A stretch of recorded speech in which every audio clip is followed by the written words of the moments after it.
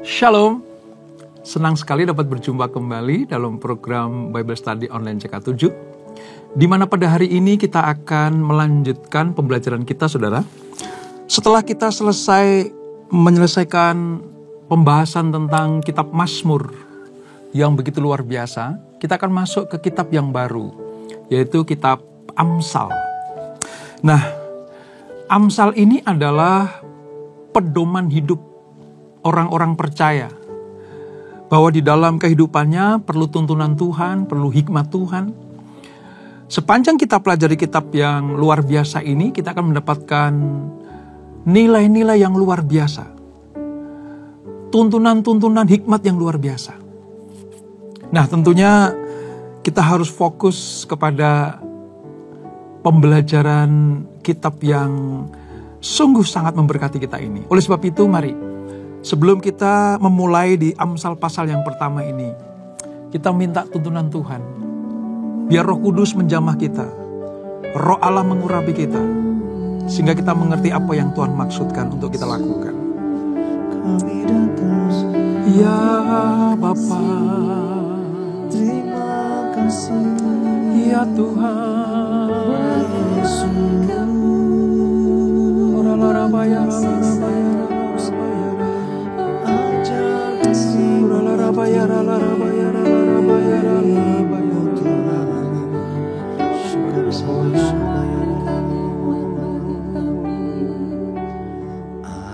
ajar ku mengerti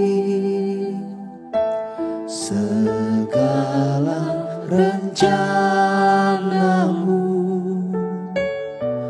ajar ku berserah hanya padamu. Pimpinlah jalanku dalam terang firman-Mu, ajar ku berharap hanya padamu.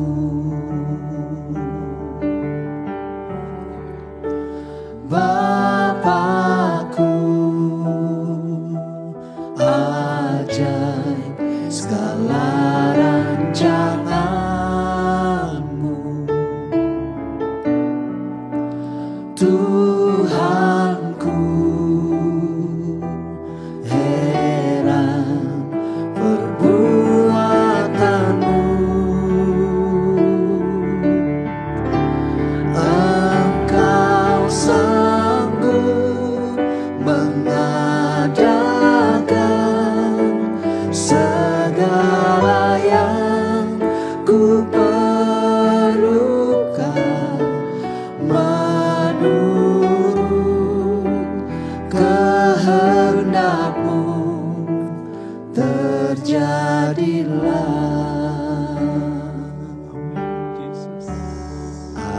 Ajar ku mengerti segala rencana-Mu, ajar ku berserah hanya padamu. Pimpinlah jalanku dalam terang firman-Mu, ajar ku berharap hanya padamu.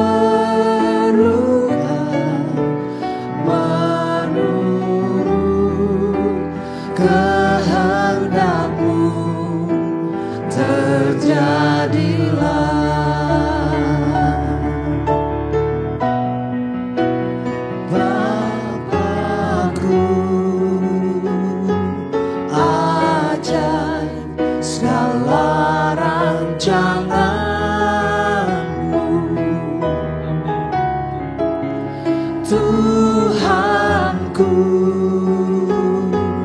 heran perbuatanmu, Engkau sanggup mengadakan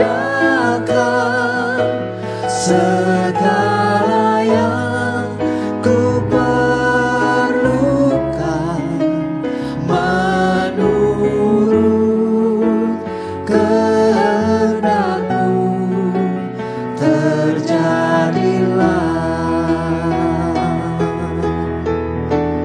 Engkau sanggup mengadakan segala yang ku perlukan menurut kehendak-Mu. Terjadilah,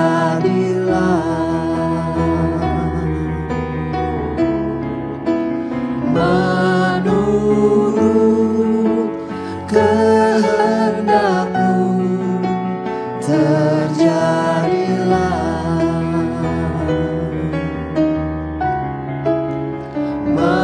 menurut kehendak-Mu. Terjadilah.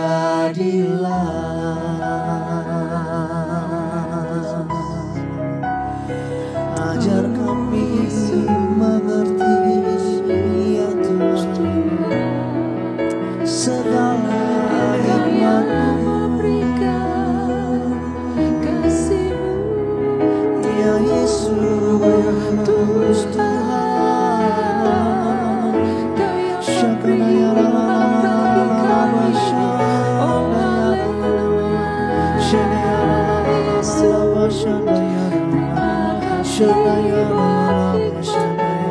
Terima kasih Yesus. Ku kagum hormat akan Engkau, ku kagum hormat akan Engkau.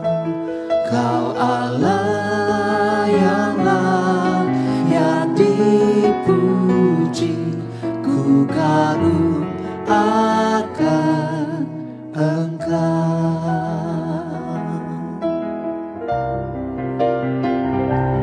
Kau sungguh indah tiada taranya, sungguh menakjubkan, sungguh ajaib untuk dimengerti, lebih dari swayam ada hikmat-Mu, tiada terselami, kasih-Mu dalam tak terduga. Kau sungguh indah tiada taranya, mulia dan berkuasa. Ku kagum hormat akan Engkau, ku kagum hormat akan Engkau.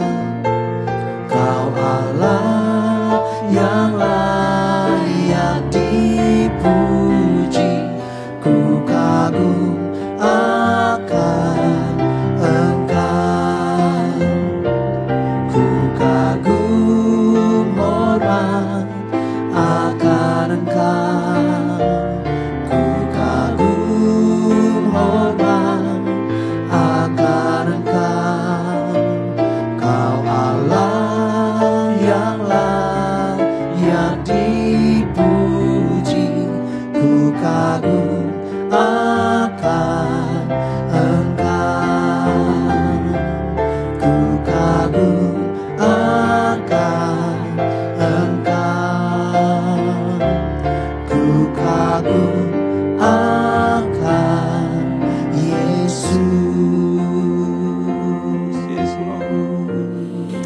Hanya Engkau satu-satunya pribadi yang kami kagumi. Sebab hikmat-Mu, kebijaksanaan-Mu tidak dapat dibandingkan dengan apapun juga Tuhan. Sungguh sangat berharga bagi kami ketika kami mengharap akan kasih setia-Mu, mengharap akan hikmat yang Tuhan limpahkan buat kami semuanya. Kami akan memulai kitab yang baru, yaitu kitab Amsal. Kitab yang penuh dengan nasihat tentang hikmat. Biarlah kami terima dengan penuh sukacita. Kami pelajari dengan penuh sukacita. Sebab itulah yang kami perlukan untuk menjalani hari-hari kami. Urapi kami Tuhan. Urapi kami. Di dalam nama Yesus. Mari yang siap belajar firman Tuhan. Sama-sama kita katakan amin. Nah saudara, kitab Amsal ini seperti yang saya katakan tadi bahwa setelah Mazmur, kitab yang baru, kitab Amsal, ini kitab yang sungguh sangat kita perlukan, saudara. Kitab Amsal ini ditulis oleh beberapa orang. Di antaranya adalah Salomo sendiri. Dari pasal 1 sampai 24, itu ditulis oleh Salomo. Lalu ada seorang yang namanya Hizkia. Hizkia ini menulis di pasal yang ke-25 sampai 29. Berikutnya ada yang namanya Agur. Agur ini menulis Amsal pasal 30. Dan pasal yang terakhir, pasal 31, ini ditulis oleh seorang yang namanya Lemuel. Jadi Amsal ini sungguh sangat menjadi sebuah pedoman hidup untuk kita bagaimana menjalani hari-hari lewat tuntunan Tuhan di dalam hikmat dan kebijaksanaan. Nah, kitab ini ditulis sekitar tahun 950 sampai 700 sebelum Masehi. Jadi lama sebelum Yesus lahir. Kitab ini mengajarkan berbagai hikmat dan pengertian di dalam setiap persoalan hidup kita. Kepada orang yang pandai dan cerdik pandai itu Tuhan berikan tuntunan. Kepada orang yang bebal, kepada orang yang memiliki kerendahan hati, bagaimana keluar dari kemiskinan, menjaga supaya hati kita tidak sombong, mengendalikan lidah, menjaga keluarga tetap utuh di dalam Tuhan, bagaimana membuang rasa dendam, menghindari rasa perselisihan, keserakahan, bahkan kemalasan, dan bagaimana menjalin persahabatan yang benar, dan tentunya mempersiapkan hari kematian manusia. Itu semua tertulis dalam kitab Amsal ini. Ini berisi didikan untuk bertindak dengan bijaksana dalam kebenaran, keadilan, dan kejujuran. Nah, mari saudara kita baca di pasal 1 ini ada sekitar 33 ayat. Kita tidak akan baca semuanya, kita ambil inti-intinya saja. Di Perjanjian Lama halaman sekitar 681. Kita akan baca ayat 1 sampai dengan ayat yang ke-7 terlebih dahulu. Demikian firman Tuhan. Tujuan Amsal ini ditulis. Amsal-amsal Salomo bin Daud Raja Israel. Untuk mengetahui hikmat dan didikan. Untuk mengerti kata-kata yang bermakna. Untuk menerima didikan yang menjadikan pandai. Serta kebenaran, keadilan, dan kejujuran. Untuk menerima didikan yang menjadikan pandai. Ini artinya kita dituntun supaya kita menjadi orang yang bijaksana dan tentunya cerdas dan pandai. Ayat yang keempat. Untuk memberikan kecerdasan kepada orang yang tak berpengalaman. Dan pengetahuan serta kebijaksanaan kepada orang muda. Baiklah orang bijak mendengarkan dan menambah ilmu. Dan baiklah orang yang berpengertian memperoleh bahan pertimbangan. Untuk mengerti amsal dan ibarat, perkataan dan teka-teki orang bijak. Takut akan Tuhan adalah permulaan pengetahuan. Tetapi orang bodoh menghina hikmat dan didikan. Nah, dari apa yang kita baca ini, Salomo memberikan sebuah pengantar. Jika kita ingin disebut sebagai orang yang bijak, pandai di dalam segala segi kehidupan, Disebut juga sebagai orang yang berpengetahuan. Bukan orang yang bodoh. Bukan orang yang pandir atau orang yang tidak mau berjalan dengan akal sehat. Maka inilah kitab yang diperlukan. Inilah kitab yang diperlukan. Untuk apa? Berjalan di dalam kebenaran.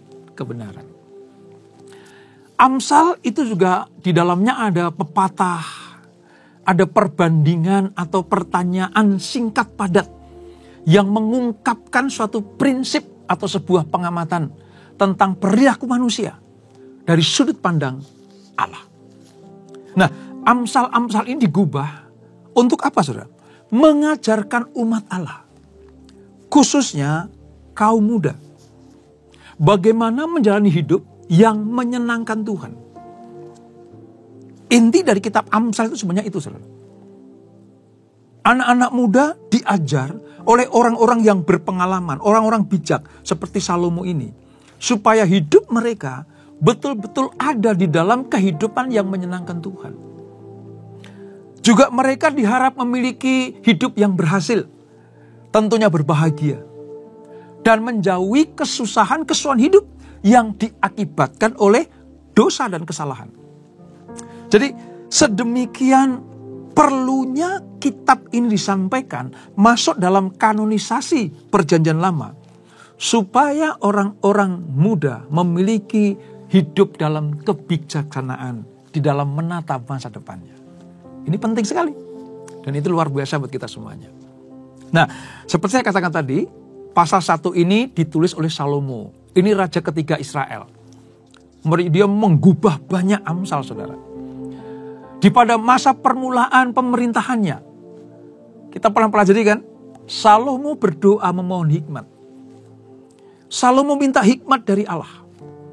Dan Allah mengabulkan permohonan itu. Kalau saudara ingat, dalam 1 Raja-Raja pasal yang ketiga, disebutkan bahwa Salomo mendapatkan hikmat Allah. Sehingga dengan hikmat itulah Salomo berjalan di dalam kebijaksanaannya. Bahkan di pasal yang keempat dari 1 Raja-Raja, Salomo itu disebut menggubah 3.000 Amsal dan 1.005 nyanyian. Ini orang yang luar biasa. Walaupun sebenarnya nanti di masa-masa tuanya, masa-masa kejayaannya, ya, Salomo itu tidak mengikuti hikmat yang dia ajarkan. Tidak mengikuti hikmat yang dianugerahkan Allah kepadanya. Karena ia gagal untuk bertekun di dalam takut akan Tuhan. Sebab hati Salomo menyimpang dari Allah. Itu 1 Raja pasal yang ke-11. Tetapi apapun yang terjadi, selama firman ini keluar dari mulut Allah, lewat orang yang diurapinya, maka pengajaran-pengajaran tentang kebijaksanaan ini sungguh sangat bermanfaat buat saudara dan saya. Jadi, sekedar mengetahui atau mengajarkan prinsip-prinsip moral firman Allah tidak cukup untuk memastikan kehidupan seseorang di dalam kerohaniannya. Jadi, harus selalu ada rasa takut akan Allah. Oleh sebab itu, sepanjang kita mempelajari Amsal, harus didasari atas takut akan Allah. Dan kehidupan yang bergantung penuh kepada Tuhan. Serta mempertanggungjawabkan setiap langkah kehidupannya kepada Tuhan. Artinya begini, pintar bijaksana saja tidak cukup.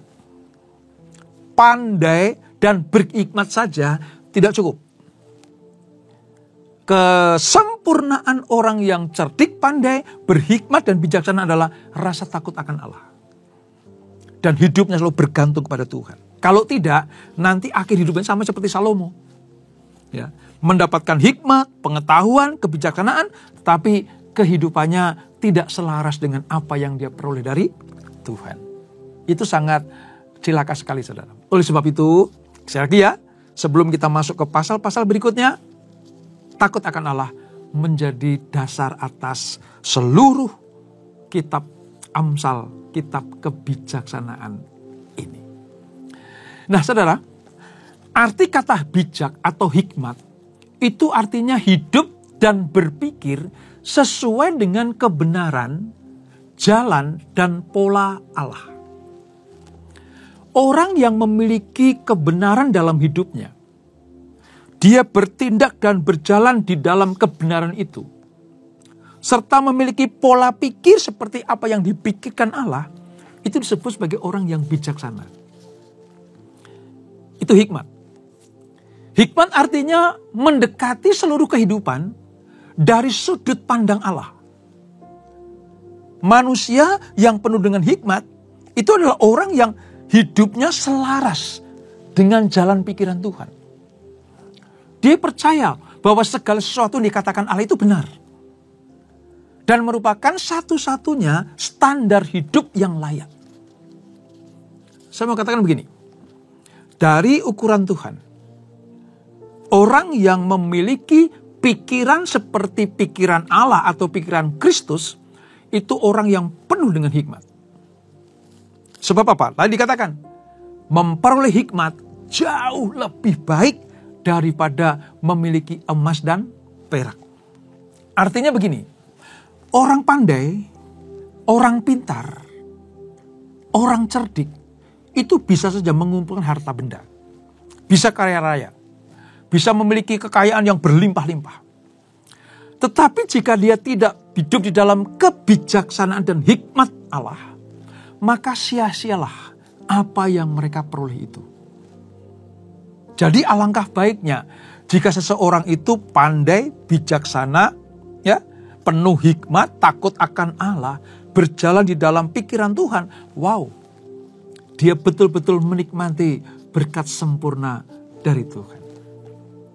Jadi nanti kalau kita pelajari kitab Amsal ini, saudara, kita akan menemukan bagaimana orang-orang yang cerdik pandai, kaya raya, penuh dengan harta, belum tentu hidupnya penuh dengan hikmat.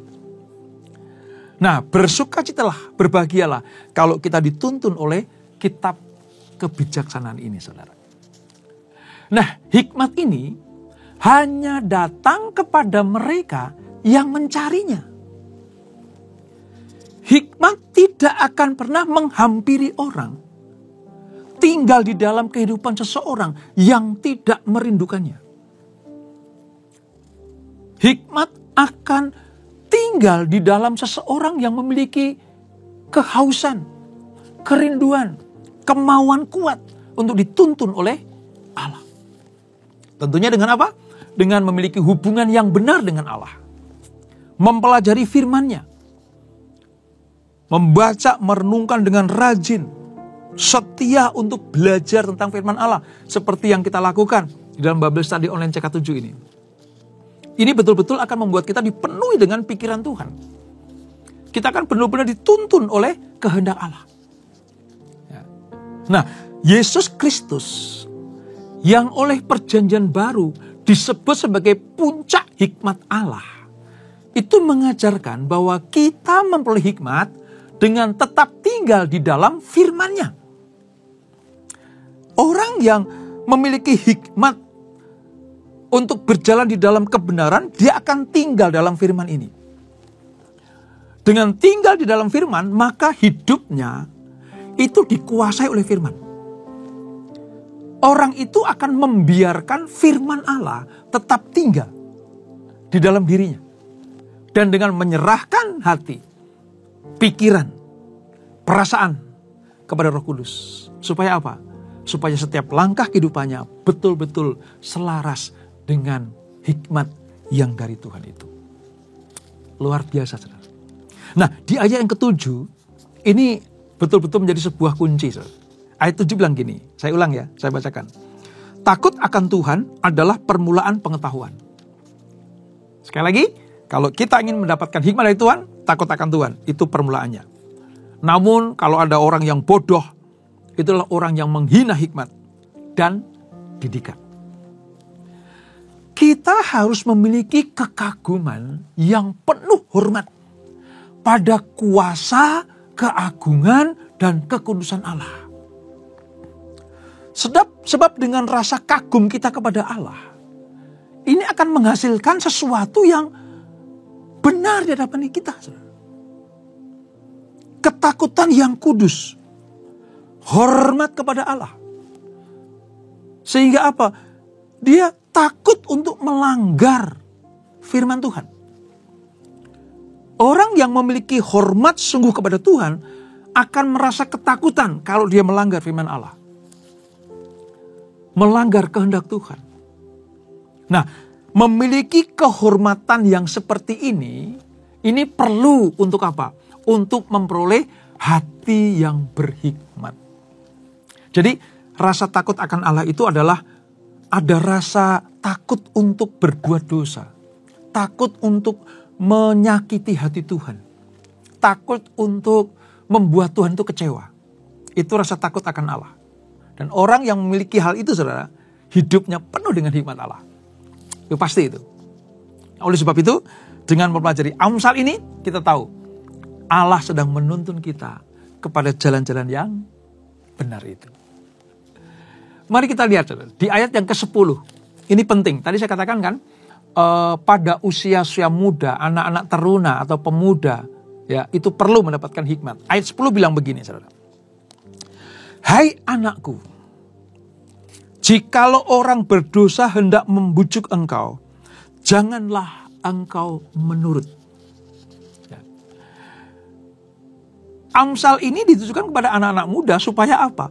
Dia betul-betul tahu kehendak Allah sehingga ketika ada bujuk rayu iblis, bujuk rayu orang-orang yang tidak bertanggung jawab, yang akan menjerumuskan masa depan anak-anak Allah ini, itu dapat ditangkis, dapat ditolak. Sebab apa? Anak-anak muda itu dipenuhi dengan hikmat Allah. Pada usia yang sangat muda, dalam kehidupannya, seorang anak muda itu berhadapan dengan bujukan untuk berbuat dosa. Iblis tidak pernah berhenti untuk membujuk dan merayu anak-anak Tuhan supaya menyimpang dari kebenaran. Bisa saja ada tekanan-tekanan dari teman-teman sebayanya untuk menggoda mereka supaya bergabung dengan apa? Dengan golongan-golongan orang yang tidak mengerti akan kebenaran. Mereka akan berpoya-poya, bersenang-senang, dan melakukan hal-hal yang bodoh sehingga membuat mereka terjerumus di dalam kehidupan yang penuh dengan dosa. Nah, ketika anak-anak muda mendapatkan hikmat dan kebijaksanaan dari Amsal ini, mereka bisa menolak godaan itu. Berbalik dari jalan-jalan yang hendak menuju kepada kebinasaan oleh karena bujuk rayu setan tadi. Saudara bisa bayangkan, kalau anak-anak muda semuanya tinggal di dalam kehidupan penuh dengan dosa, apa yang terjadi dengan angkatan mereka? Dan bersyukurlah para orang tua kalau memiliki anak-anak yang takut akan Allah, karena penuh dengan hikmat dari Amsal ini. Itulah sebabnya bukan hanya kita yang sudah dewasa, berusia tua, mempelajari hikmat ini. Seharusnya anak-anak muda sejak dini diberikan kebenaran, diberikan kekudusan hidup lewat aturan, ajaran, tuntunan kitab Amsal ini, saudara. Ini luar biasa. Kalau anak-anak muda tidak dituntun dengan kebenaran, maka hidupnya menuju kepada hal kebinasaan. Celakalah dia. Celaka sekali, saudara. Kalau dalam ayat yang ke-26, mari kita lihat ayat 26. Kalau ada anak-anak muda yang terjerumus di dalam lembah kekelaman dosa, maka itu akan menjadi tertawaan dan olok-olok. Ya, lihat ayat 26. Maka aku juga akan mentertawakan celakamu. Aku akan berolok-olok apabila kedahsyatan datang ke atasmu. Ini peristiwa bagaimana kalau anak-anak muda, anak-anak teruna tidak hidup di dalam kebijaksanaan. Tidak dipelajari, dididik, diberikan pelajaran-pelajaran tentang hikmat. Dia akan terperosok. Dia akan jatuh dalam lembah dosa. Sehingga apa? Akan menjadi bahan olok-olok. Sebab itulah yang dikehendaki iblis. Semua manusia celaka. Ini maksudnya, saudara. Kitab ini menekankan bahwa Allah telah menetapkan standar-standar mutlak mengenai benar dan salah. Kalau kita pelajari kitab ini, saudara, kita akan tahu bagaimana Tuhan itu memberikan garis. Ini loh yang benar. Ini yang salah. Ini loh hidup anak-anak terang. Ini loh hidup anak-anak dalam kegelapan.